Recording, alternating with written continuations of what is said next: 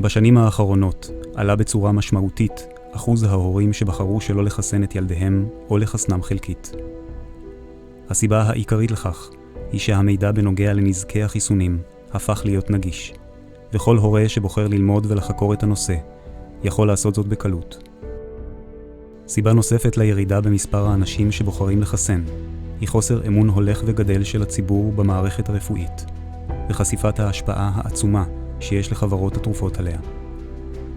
שווי שוק החיסונים העולמי מוערך בכ-50 מיליארד דולר, נכון ל-2018, וקרוב לוודאי שהוא יחצה את רף 70 המיליארד עד 2023. מדובר בהרבה מאוד כסף. תאגידי התרופות, יצרניות החיסונים, הם עסק לכל דבר. הם צריכים לייצר רווח בכל שנה, ולתת דין וחשבון לבעלי המניות שלהם. אך לא מדובר רק בעניין כלכלי. אם מתברר שלחיסונים יש תופעות לוואי נפוצות יותר ממה שסיפרו לציבור, ושהם לא יעילים כמו שמנסים להציגם, רשויות הבריאות יהיו חשופות לתביעות ענק ולאובדן אמון כללי. מדובר במגדל קלפים שאם מתמוטט עלול לגרום למפולת. ייתכן שזאת הסיבה שמקבלי ההחלטות במערכת הבריאות הציבורית ובמערכת הפוליטית, בגיבוין של חברות התרופות יצרניות החיסונים, החליטו להילחם עד חורמה בכל אדם שמעז לשאול שאלות או להטיל ספק, הן ביעילות החיסונים והן בבטיחותם. מלחמה זו תפסה תאוצה משמעותית בשנים האחרונות, וכסף רב מושקע בקמפיינים תקשורתיים, בטלוויזיה, ברדיו ובעיתונים. לרשויות הבריאות ולתאגידי התרופות יש מטרה אחת משותפת, לשכנע את הציבור שהחיסונים בטוחים ושתופעות הלוואי שלהם נדירות עד לא קיימות. בסרטון זה נראה לכם שישנם רופאים וחוקרים לא מעטים שאומרים בצורה גלויה, חיסונים לא בטוחים ולא יעילים, כמו שסיפרו לכם. אנחנו מקווים שלאחר הצפייה בסרטון תוכלו לקבל בחירה נכונה ושקולה יותר, כזו המבוססת על מידע רחב ושמיעה של מגוון דעות. אין בסרטון זה או בדברים האמורים משום ייעוץ רפואי. So, first of all, I think if you could tell everybody exactly who you are. Sure. I'm a professor of medicine at West Virginia University School of Medicine. I am not doing this in my official role as a professor in the School of Medicine, but that is what I do. That's my daytime job. I do internal medicine. I'm a nephrologist, and I also do palliative care. And I teach, and I've taught medical ethics at the School of Medicine for over 25 years.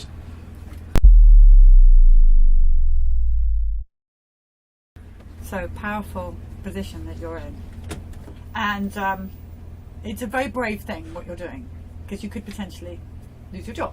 Yes. And you're fully aware of that. Yes, but I'm concerned. My wife and I have counted, we know 12 children who have autism, including one of our neighbors, and both of his parents are physicians. And so physicians observe things, and he was meeting all his developmental milestones. He was doing great. And he got vaccinated. That night he developed a fever, then he developed seizures, and he's never been right since. And we know 12 stories that are essentially the same as this. You can see that there are people who are being injured by vaccines. The flu vaccine is one that I'm particularly aware of because it's given to so many people every year. And there are people getting Guillain-Barré syndrome and winning settlements from the vaccine court because they've gotten Guillain-Barré syndrome. And the flu in the vast majority of people is not a serious illness, and Guillain-Barré syndrome is a serious illness.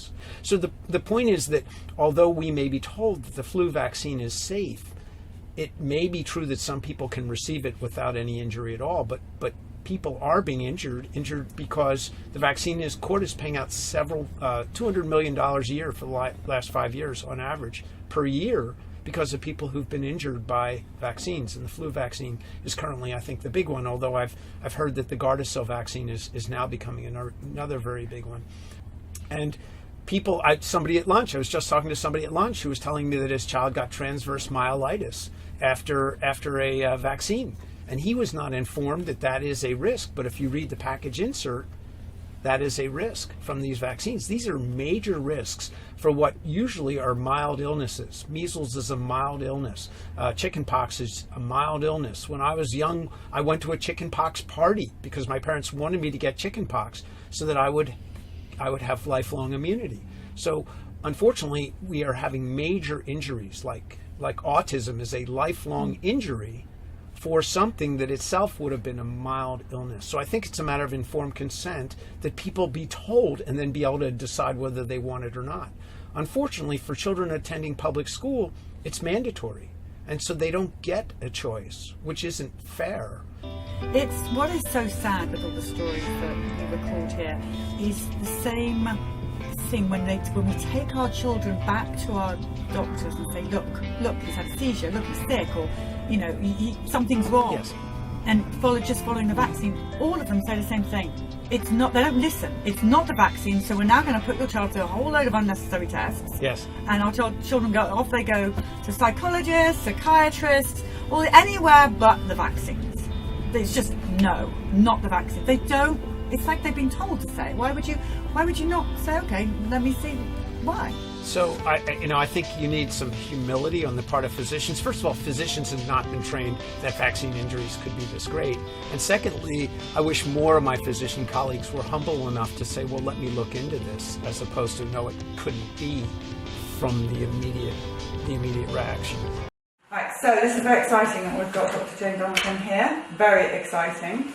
Exclusive interview for Periscope. We are vaccine autism mothers. So, okay, tell everybody what kind of a doctor you are. Okay, so I'm a GP, I'm a family doctor, and I work in the NHS in the National Health Service, and I am a private doctor as well in London. Okay, and talk to us about how you even got into the vaccine. Well, like all my colleagues, I went to medical school, and we were taught that there were all these diseases that people used to die from, that stopped dying from them because of vaccines. And at the same time, we were told that there were all these other diseases that people stopped dying from, and that was because of clean water and sewage systems and so on. And medical students are supposed to be a bit clever, so you think that maybe we would ask the question, well, if all these people stopped dying from diseases because of better hygiene, maybe these other ones did too. And it's very difficult when you're trying to do something that's different to what you were taught at medical school. So I went to St Mary's Hospital in London, medical school, and I had top London professors at a top London medical school, and I thought, they all told me these things stopped people dying. I need to not read these books from these people who might be homeopaths or chiropractors or naturopaths. I need to get some proper data. So I called up the Office for National Statistics and I said, hello, could you please give me the graphs of deaths from all the diseases against which we vaccinate, since the 19th century. So that's why I started questioning vaccination, which is, with all the research I've done, has probably made my views on vaccination, I would say, probably about 180 degrees different from what they were. It's not mandatory in this country. There's no good recording of efficacy, how well they work, and adverse reactions, the bad things that come with them. So I'm actually the only doctor in the UK whose opinion on vaccination has been tested in a 3-week UK statutory tribunal and found to be independent, objective and unbiased beyond any doubt, or in the new terminology, sure.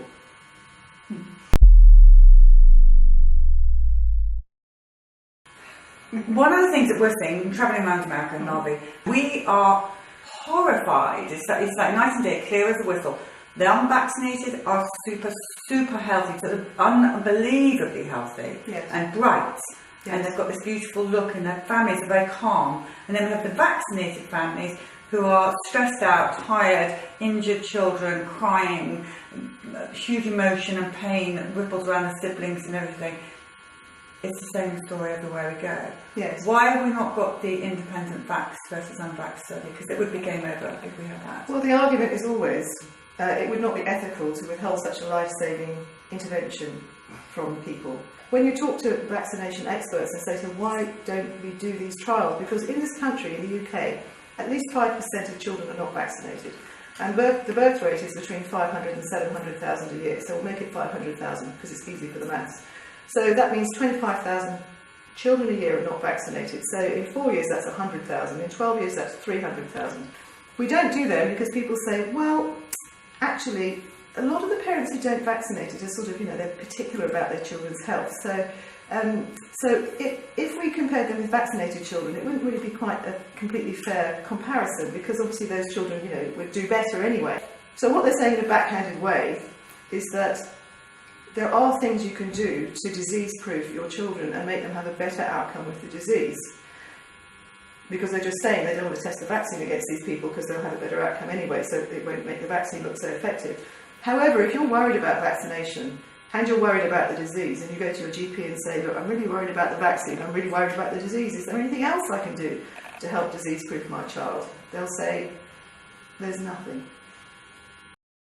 My name is Peter Goetje. I'm a director of the Nordic Cochrane Center in Copenhagen and professor of research design and analysis at the University of Copenhagen. 2 years ago, I found out that our prescription drugs are the third leading cause of death after heart disease and cancer. Our drugs kill around 200,000 people in America every year, and half of these people die while they do what their doctors told them. So they die because of the side effects. The other half die because of errors.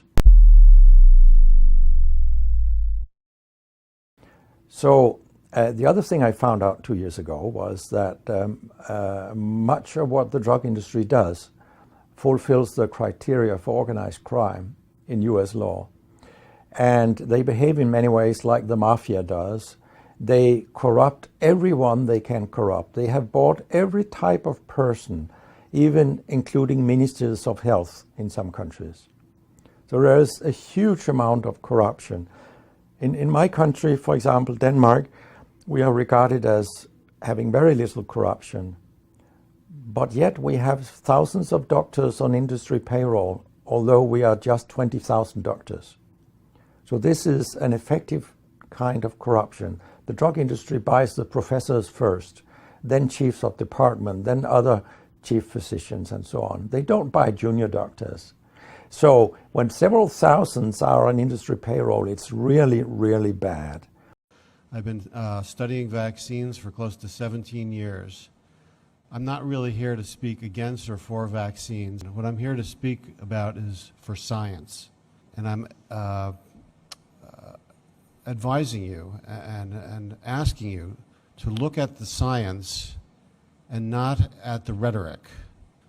We cannot just listen and take what our doctors say with blind faith anymore. And please don't do that. Don't listen to what you hear in this room today, except that it might inspire you to learn on your own what the truth is about vaccines. Part of the truth that you will learn is that much of the outcomes have not been researched. We do not know the long-term effects of vaccination because they have not been researched. Why not? I think you can guess why not. How interested are the vaccine companies in finding out the answers to those questions? There has been some research done which indicates that those cohorts of children who have been fully vaccinated have a higher incidence of chronic illness than those cohorts that do not. This does not diminish the value of the vaccine in reducing the incidence of infectious disease. However, we are reducing the incidence of infectious disease with one stroke and increasing the incidence of chronic illness on the other. This is science. I'm not making this up.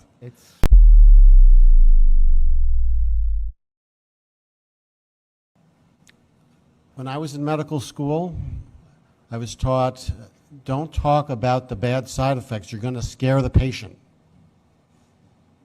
If that's what you want your doctors to do, you should believe the doctors in the room who have told you there are no serious side effects. In our medical training, we actually do not get training on the science of vaccination. That is not part of medical training. Oh, okay. And those people who say, and there have been people who said this, you should trust the doctors, they have the training. They have not received training in vaccination. That is not done in medical school or residency. And I would ask you to find a pediatrician who says they've been well educated in the science of vaccines. They aren't. Another component of autism, at least that it's an argument anyway, is vaccines. Kids these days are getting multiple times more than when I was a child. Is this making us healthier? more protected, or what is it actually doing with these No, large I mean, doses? I really think we've way overdone it on the vaccines. It's funny how we managed to program people to believe so thoroughly that vaccines are awesome, you know? This was all set up with the polio and the smallpox, you know? We said, oh yes, of course, vaccines are wonderful. When can I get a vaccine for this? You know, give me a vaccine that will fix this problem. We've got that entire mentality, which is amazing to me because the vaccines are full of toxic chemicals.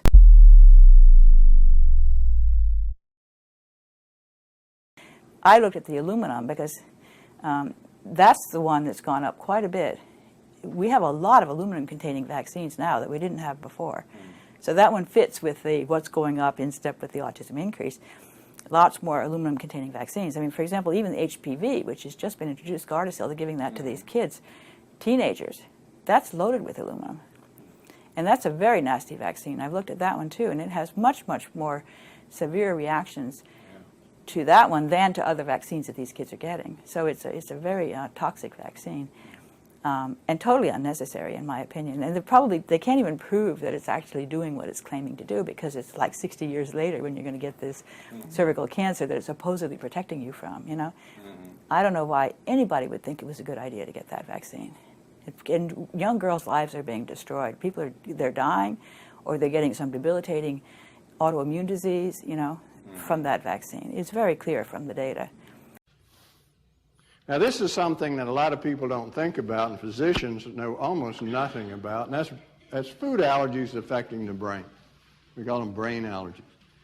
And a lot more people are allergic to foods than know it, because you generally think, well, if I'm allergic to a food, it's going to give me stomach cramps or I'll swell up or itch. But most food allergies have subtle symptoms. Some have purely neurological symptoms.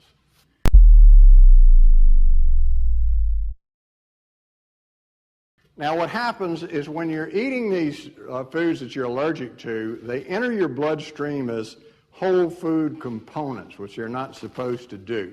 And that's because there's little holes in your GI tract. When these food components get into your blood, your immune system recognizes it and you get an immune reaction. And that intense immune reaction also goes on in the brain. So that the brain's immune system is also activated. It releases toxic components, including glutamate, and that's what causes the neurological dysfunction.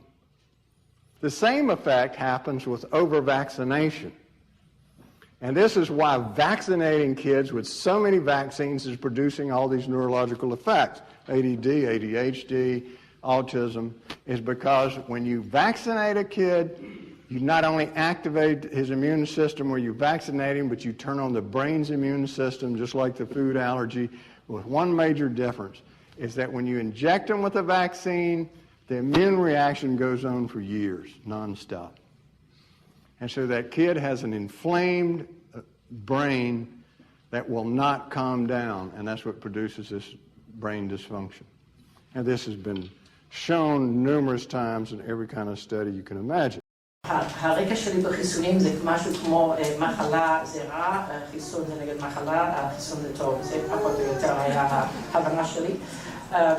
אבל גיליתי שיש גם סוגיות רפואיות, יש סוגיות מערכתיות, יש סוגיות של קשר הון שלטון, יש סוגיות אתיות וסוגיות פמיניסטיות.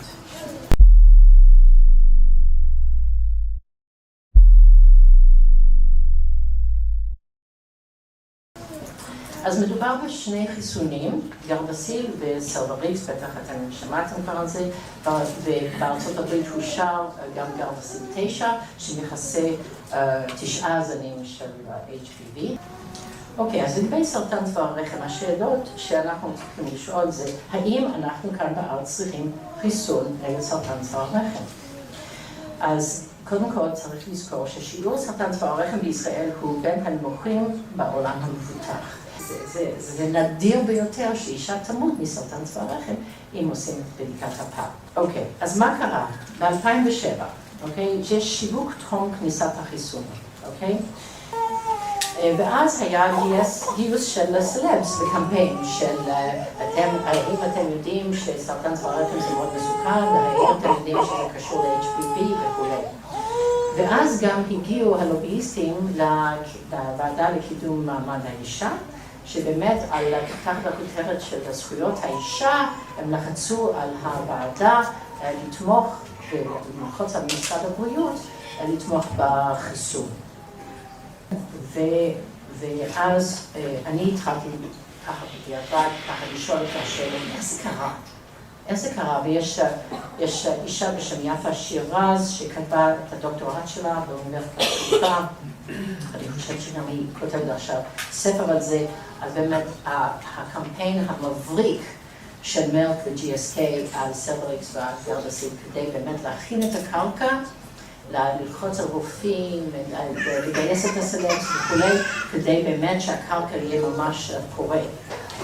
אבל ב' זה באמת היה מאוד להפחיד.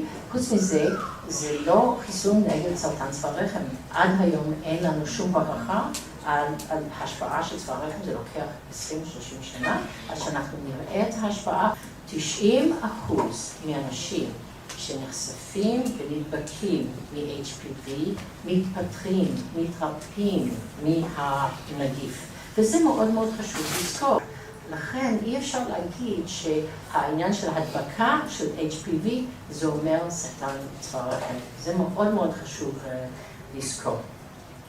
עכשיו, וגם החליטו להתחיל לחסן את הבנות בכיתה ח'. עכשיו, מאוד מעניין שכשדיברתי אחר כך עם אנשים שאני מכירה, אז הם סיפרו לי שב-2010 זה גם עלה, ב-2011 זה גם עלה, וזה נדחה. כי הרופאים בכירים התנגדו, אמרו שאין שום הצדקה, וזה חיסון יותר מדי חדש, אנחנו לא יודעים עד כמה שהוא אפקטיבי, אנחנו לא יודעים עד כמה שזה בטוח, והם התנגדו וזה לא עבר. וב-2012 פשוט הם לא הוזמנו, ככה אנחנו מטפלים בבעיה. יש לי חברה שיושבת באיזו ועדה, זה הוועדה הסופית לפני שה-FDA מאשר דברים, היא אומרת שכולם עם הפלאפונים שלהם, על כל הסטוק מרקט, ככה ברגע שזה אושר, הם שולחים את זה, אנחנו מדברים על מיליארדים של דולרים שקשורים לזה. אני רק רוצה להגיד שכשהתחלתי לחקור את ה-CDC ופתחתי את האתר שלהם, ראיתי שיש דבר כזה ל-CDC Foundation. CDC Foundation זה מאוד מכובד, זה כל הכסף שה-CDC משתמש בו, ומי התורמים שלהם? כל החברות תרופות. My own pediatrician, for my own children, he has allowed my children not to be vaccinated above and beyond what my wife had asked, but he says that he assumes that the CDC and the health department would not be recommending these vaccines if they were not safe and effective. Mm-hmm. And I'm telling you, if you look at the evidence, you will find that assumption to be unwarranted. Do the research. You will find the evidence does not support that assumption. It is not warranted. The CDC has been shown to be extremely corrupt, and much of the research was done. Researchers were paid to find certain outcomes that the CDC wanted, and when the outcomes weren't obtained, they suppressed that data. It's really outrageous how far we've come from science with this. Follow the science. Don't believe what I'm saying or anybody else. Follow the science. Thank you, Doctor. They're like any other big business. They want to make money. One of the ways they make money is through these blockbuster drugs. And they put a lot of money into developing them and an awful lot of money into marketing. Before the vaccine came out, as soon as the FDA approved it, there were all these television ads telling girls to be empowered and to take this vaccine. I began to wonder who their allies were and what their goals were. It was primarily a vaccine against HPV. Major concerns about a vaccine given to many teen girls this morning. Even though it could save them from cancer, parents say that the side effects of it may not be worth it.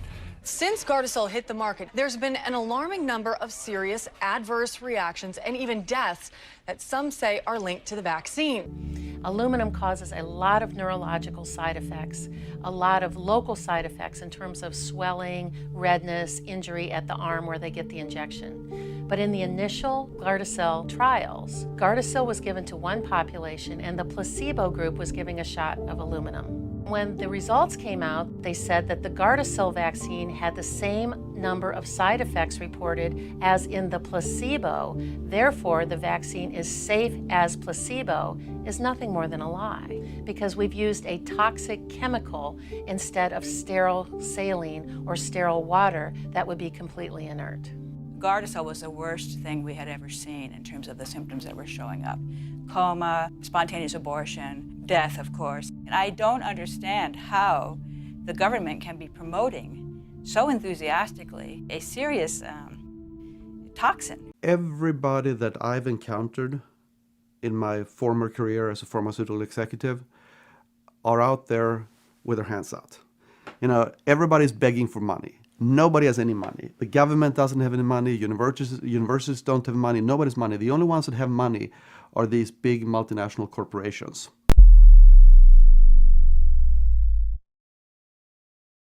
And they have lots of money. And they use that money to basically buy influence. And the way it's done is, number one, you give these organizations and institutions grants for various kinds of research. You do develop research together with them. You establish friends. You make sure that they become beholden to you. And you also pay individual professors and doctors and researchers directly. You may pay them as speakers to travel around the country, $1,000, $2,000 per day, sometimes more. You give them money for programs, the educational programs where they can make a profit, and then they put on these programs, and they're supposed to be third party independent from the company, which is all fine. But as you and I can both imagine, if you have a promotional budget at a corporation, you're probably going to give that money to the universities that do the programs that most support your drug. And the ones that don't, or are critical in any shape, way, or form, they're not going to get anything. And everybody obviously knows that this is how things work. And that means that even if you can officially claim, well, this is arm's length, we didn't have anything to do with it, we just gave them a grant, they can do whatever they want with it. Reality is, they're not going to continue to get money unless they're saying what you want them to say. They know it, you know it, it's only maybe the public that doesn't know it. And that's how you influence the medical establishment, simply with money. If you'll just raise your right hand. Do you solemnly swear or affirm that the testimony you shall give shall be the truth, the whole truth, and nothing but the truth, so help you God? Yes, so help me God. Hello. My name is Dr. Suzanne Humphreys. I am a board-certified internal medicine doctor and nephrologist, kidney doctor. I am also in the minority in that I have taken the past 8 years of my life to intensively study the history of vaccination, immunology, as well as the components of childhood vaccines and their effects upon the body and the available medical literature.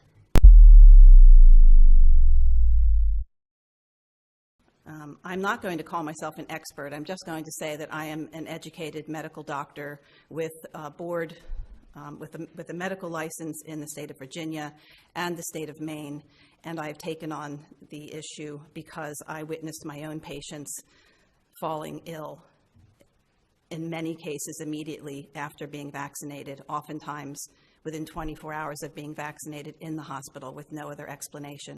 I was met with a huge wall of resistance among my peers who had absolutely no information at their fingertips, didn't know the contents of vaccines, didn't know the history of vaccination, didn't know the medical literature. I showed it to them, and we go through the history of vaccination and dispel a lot of the mythology that I once also fell prey to. I used to berate my friends into vaccinating. I was that doctor. I was the doctor who used to guilt my patients into vaccines until I learned what I know now. And I've learned about the measles, mumps, rubella, that it can wear off, and then they have to do a booster before children go to elementary school. So it's something where it's not 100% effective. It's going to wear off. And the whole theory behind immunization is that we'll get herd immunity. And then everybody will be safe because so many people have been vaccinated. But if I come back to the flu vaccine and talk about herd immunity, if you go on the CDC website, for the last 5 years on average, the vaccine effectiveness was 43%. That means the majority of the people are not protected by the flu vaccine that they've received. And 3 years ago, the vaccine effectiveness was only 19%. That was the year when they just guessed wrong on what the prevalent strains would be during that flu season. And that means 80 out of 100 people were not immunized, were not protected when they received their flu vaccine. These are things that the American public doesn't know. And when we're told you have to have a mandatory vaccination, they're not told that there's a good chance it may not work, and even if it does work, it may only work for a very limited period of time. And everything changed, and it changed to the degree that this is such an important issue for me that I've given up everything, a huge income, and I'm called a quack, and I'm denigrated by, if you go online, you will see, but it's baseless because I have the information and they don't. So what I would like to discuss, first off, is that I think there is a false sense of security among people who think that the current vaccination rates are providing herd immunity. And it is based on lack of information, and I'm not faulting them as individuals. It's a systemic problem. Medical doctors are not taught what's in vaccines. They are given the vaccine schedule, told they are safe and effective and save lives, as you heard over and over and over again, and as I have dispelled in Dissolving Illusions and many videos that I've put up on my YouTube page. So the problem is that if we want to just say vaccines are safe and effective and save lives, we can all just believe that in a religious fashion, or we can actually sit down and look at the information and dissect that. And that always takes a longer period of time to do. And that's why we're not going to see it done quite as often. But I will tell you that even if we had 100% vaccination rates among every person in this room, every child in the state, that there would still be measles outbreaks if measles was brought in from another country or from someplace else. And that is because the vaccine has failed in its mission to eradicate the disease, let alone to eliminate the disease.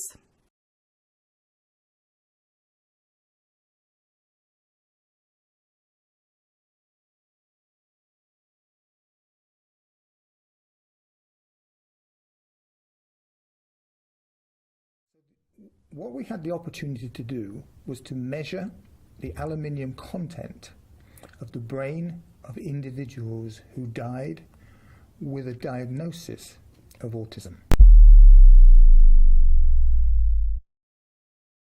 So we were able to do two things. We were able to measure how much aluminium is in the brain of individuals who died with autism, but also we were able to look at the aluminium in the tissue using a microscopy technique called fluorescence. The amount of aluminium in the brain tissue was, I would say, extraordinarily high. And these brain tissues taken from the individuals with a diagnosis of autism were some of the highest we've measured, bar none. We also saw evidence that cells in the lymph and in the blood were passing into the brain. So they were carrying with them a cargo of aluminium from the body into the brain. Before we did this piece of research, there were a number of possible links between aluminium and autism. I did not see that the science there was strong enough in any way to make that a really positive link. So I did not see a role for aluminium in autism, and I didn't see a role for aluminium in vaccines in autism. I have to change my mind now on both of these. I would now say that we have to think very carefully about who receives a vaccine which includes an aluminium adjuvant. We're not necessarily talking about immediate effects either. We're talking about potential long-term effects, as we've seen with autism. This is not something that is necessarily immediate, and it is something that can happen over months, years, or even decades. It worries me enormously to see these data, and I was not worried before we had these data.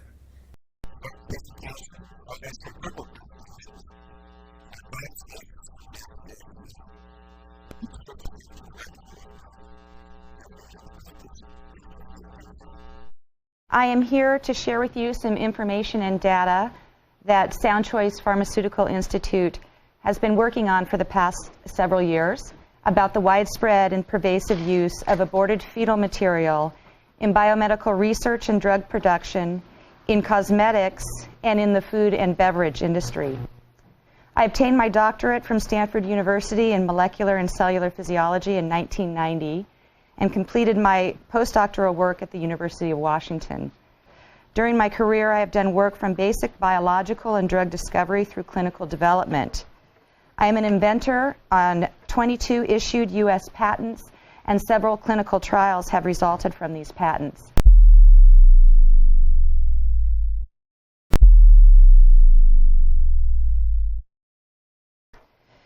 In January 2011, the U.S. Department of Health and Human Services Interagency Autism Coordinating Committee released a strategic plan for autism disorder research.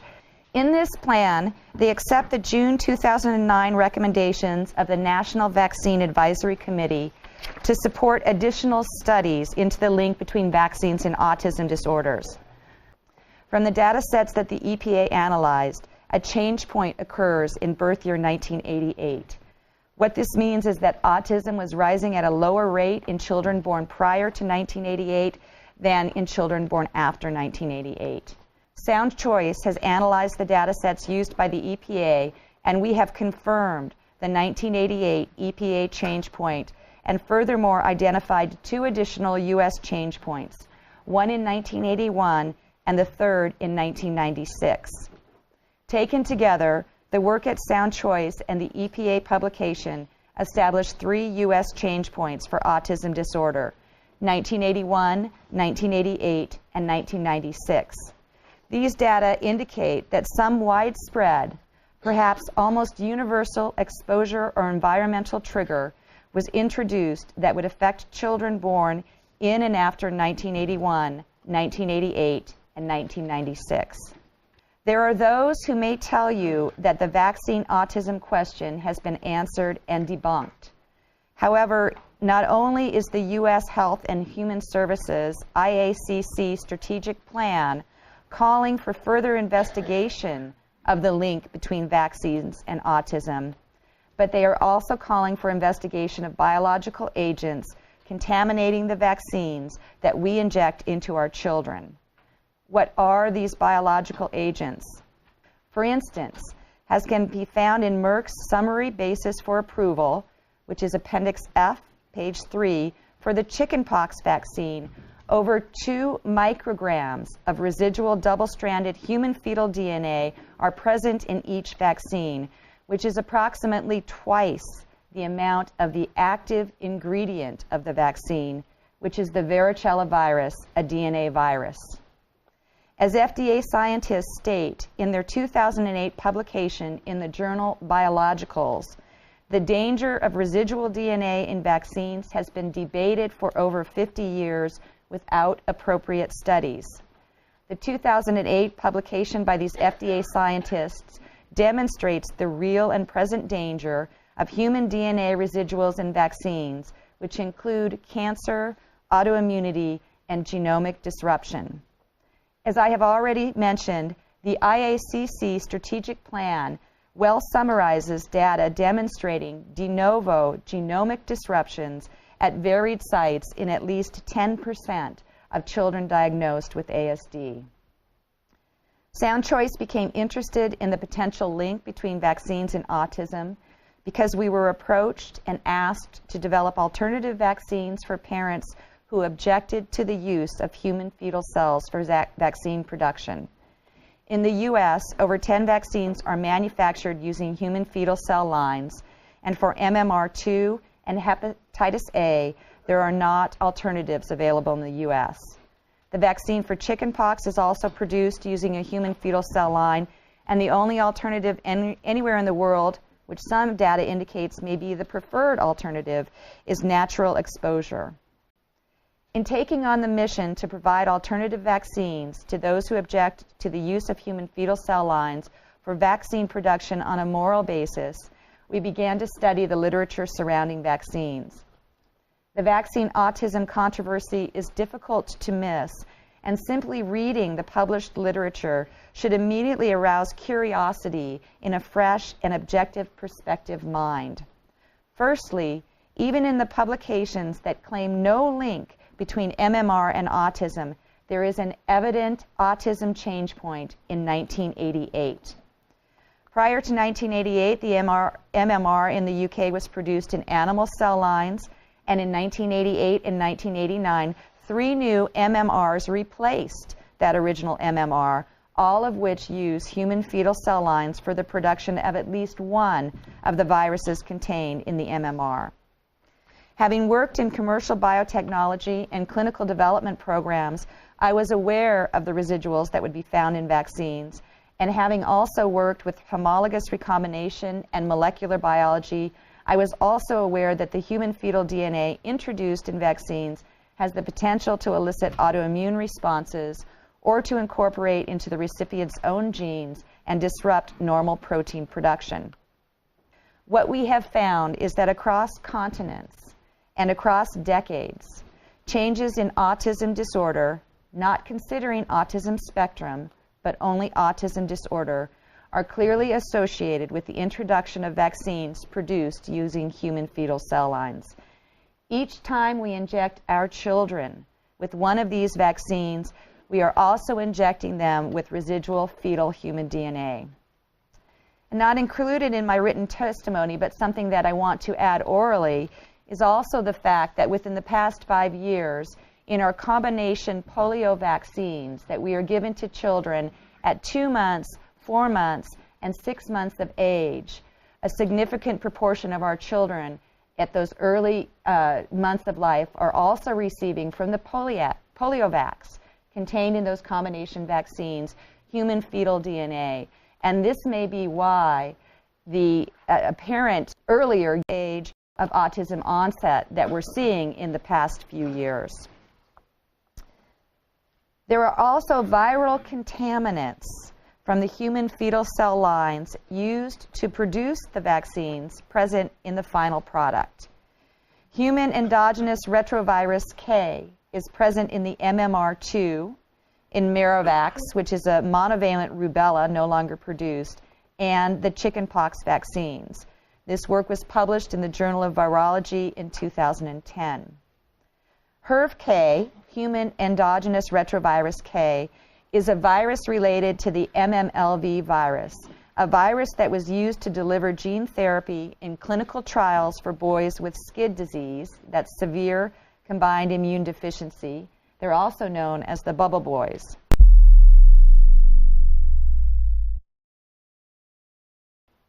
The MMLV virus caused inappropriate gene insertion and subsequent somatic gene mutations in 4 of 9 boys that led to the development of cancer.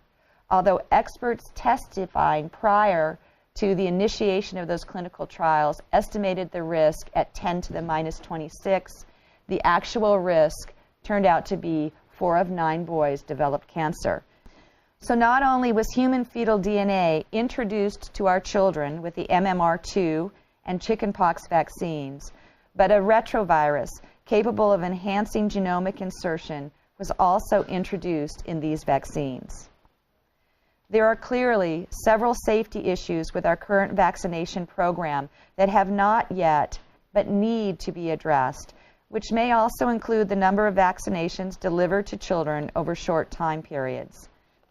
This issue is about the health of our children and what we give them in vaccines. And politics has no place when we think about the health of our children and a devastating disease like autism. I worked in the field of vaccination, vaccinating patients for a long time. And after seeing what I've seen, my conclusion is that just like I went and did my own research and answered my own questions, because believe me, I had a lot of questions when I started to see what was happening. I thought, well, what about polio? That must be, what about, why don't we see people with one leg shorter anymore? So I had a lot of my own questions to answer, and every question I answered for myself made me back more and more personally away from vaccines. Now, I would never tell somebody not to vaccinate. I'll tell you how healthy unvaccinated children are, though. But it's your decision, and it's your choice, and it's your responsibility to do your own research with as much of the available information that there is, because you're the one that has to live with either a dead child from a disease or a dead child from a vaccine or a sick child from either one.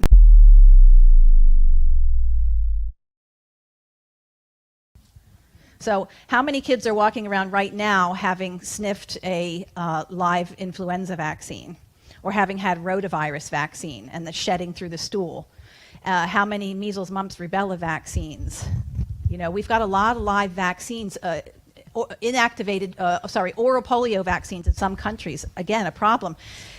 People who have immune system depression, they're not just susceptible to vaccine preventable diseases. So you can take your fully vaccinated child in there, and in fact, if you have a child that's fully vaccinated for influenza, even if they're not shedding virus from the vaccine, their immune systems are so much more set back and susceptible to influenza.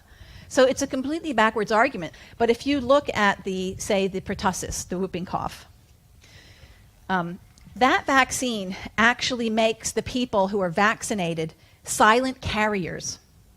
Whereas if you're recovered from pertussis, you've had the natural disease, they can't even culture bacteria out of your lungs if you're re-exposed. So this whole, I've got to protect the vulnerable children with vaccines, it doesn't make scientific sense. It doesn't make immunological sense. So those kids do need to be protected, but the real question is, why are these kids have so much cancer today?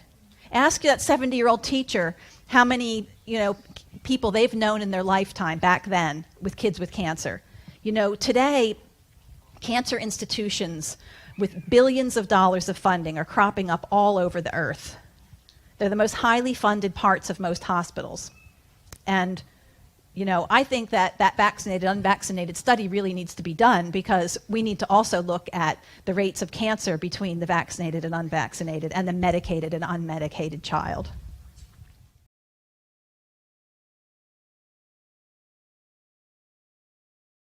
Ce qui est en cause, c'est des vaccinations en masse, n'est-ce pas?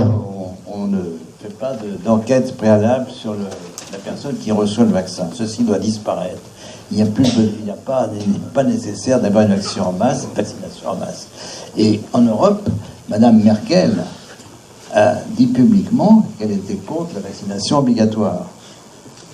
Alors, bon, c'est le seul c'est plusieurs gouvernements qui sont de ce côté-là. Et il y a seulement quelques gouvernements qui acceptent la vaccination, qui proposent la vaccination obligatoire, la France, l'Italie et peut-être le Portugal.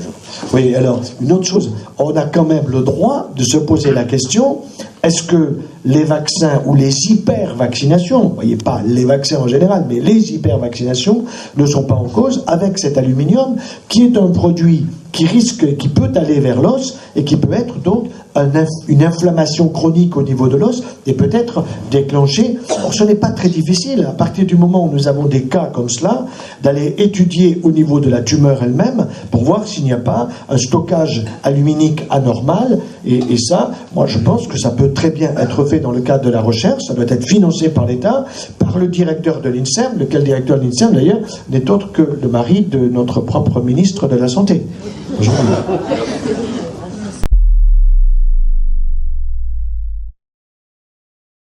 Ils ont fait des études randomisées, les pédiatres, dans les CHU, pour voir un petit peu si ceux que l'on vaccinait se comportaient mieux au niveau des risques de complications infectieuses ou respiratoires que les enfants qu'on ne vaccinait pas. Eh bien, à le grand étonnement, ce sont ceux qui ont été vaccinés, qui étaient donc des grands prématurés, qui ont fait le plus de complications infectieuses et le plus de complications respiratoires, nécessitant la mise sous machine, la mise sous respirateur, etc. Et donc, ça, ce sont des choses qui ne sont jamais dites, évidemment, par les experts. Je crois qu'il faut que nous aidions les gens à rentrer en résistance, ceux qui disent « non, moi je n'accepte pas ». Je suis très inquiet parce que, effectivement, les enfants vont souffrir à court terme, mais aussi à long terme. Et il faut s'attendre à des maladies neurodégénératives qui vont se succéder chez des enfants, des adultes jeunes, et également des cancers, parce qu'il y a sous-déclaration actuelle des effets secondaires des vaccins.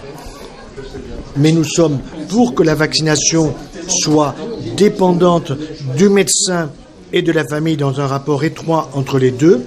Il ne s'agit pas d'imposer. Or, aujourd'hui, les médecins ont peur parce que vous avez d'une part une loi qui risque d'arriver et d'autre part le Conseil de l'ordre qui dit si jamais vous ne suivez pas la loi, vous risquez d'être radié et de ne pas pouvoir exercer votre métier. Ça, c'est absolument intolérable. Donc, nous ne sommes pas encore une fois contre les vaccins. En particulier, il n'est pas question qu'un enfant de 6 semaines soit vacciné contre l'hépatite B. Tout ça est totalement aberrant. Quant au ROR, il y a des cas où il faut le faire et d'autres cas où il n'est pas nécessaire de le faire. Donc tout cela, c'est le rôle du médecin et il ne faut pas que le ministère se moque des médecins en ne leur faisant pas confiance. Les médecins ont la compétence, c'est leur travail, ils font 10 ans d'études pour avoir les compétences et les compétences ne tombent pas des laboratoires pharmaceutiques ou de l'empire vaccinal, mais de la compétence scientifique. Alors les messages forts, c'est d'abord ne pas vacciner de façon obligatoire. Donc on est contre l'obligation médicale des vaccinales, l'obligation vaccinale d'une part, et d'autre part, avoir des vaccins sûrs et efficaces. Nous ne sommes pas contre les vaccins, mais les vaccins actuels posent des problèmes, notamment avec les adjuvants, comme l'hydroxyde d'aluminium, mais aussi d'autres facteurs de terrain, comme le glyphosate. Donc ça veut dire que nous voyons aujourd'hui une augmentation d'un certain nombre de maladies qui sont liées à ces excès vaccinaux. So these are things of major concern. And then the other thing I would like to say is that with every other drug that's out there, if it causes injury, you can go to court and you can sue the manufacturer and you can get a settlement if there's something that was caused by the drug. But with the vaccines, they're protected. And so the vaccine manufacturers don't have to worry about vaccine safety. So they have still things in the vaccines that can be harmful. They have things like mercury in some, aluminum in others, polysorbate 80, things that can cause infertility, things that there are viruses in some that are like from monkeys and other viruses from other animals that are actually being injected into humans. So there are all sorts of things where we don't really know the long-term safety, and yet they're being done to people without sufficient data, sufficient safety studies.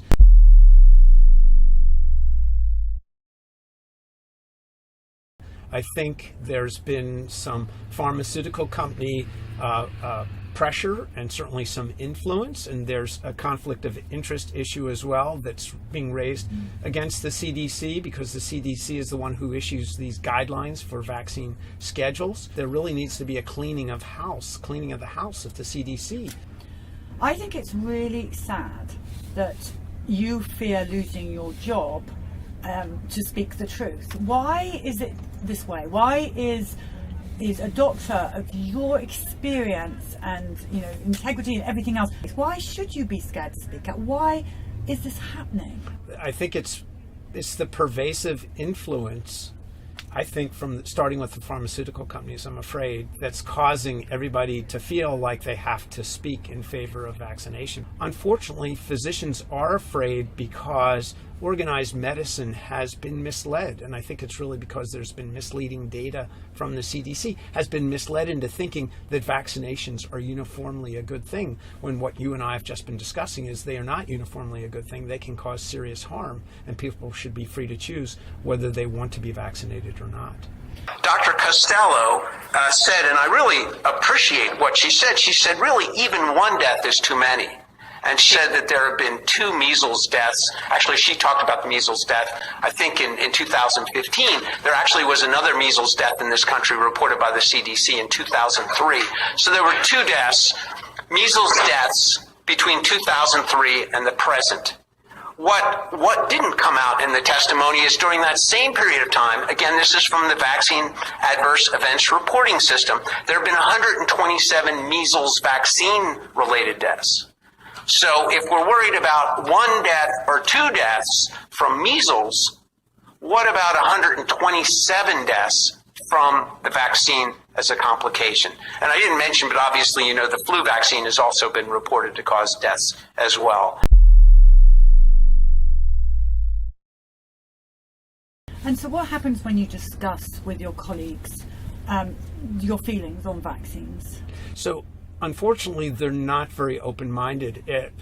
It's interesting, I was listening to somebody talk about psychological barriers, and there are just so many things that any one of us want to challenge every day, because living is hard enough without having to think about, well, maybe something I've been taught for decades is not right, and I have to rethink how I even approach a whole area of my life. And I think a lot of my colleagues are very well intentioned. They really care for patients. They want to do the right thing, but they just don't want to open up the can of worms, if you will, that would be involved in thinking, I've been recommending vaccinations to my patients and their families for decades, and now I'm finding out that maybe that wasn't the right thing to do. That's cognitive dissonance. That's a very hard thing to accept, and I think some people would just rather not go there, especially because, as you and I have been discussing, you really have to dig beneath the surface to find the data, to find the facts that show that there are great dangers associated with vaccinations.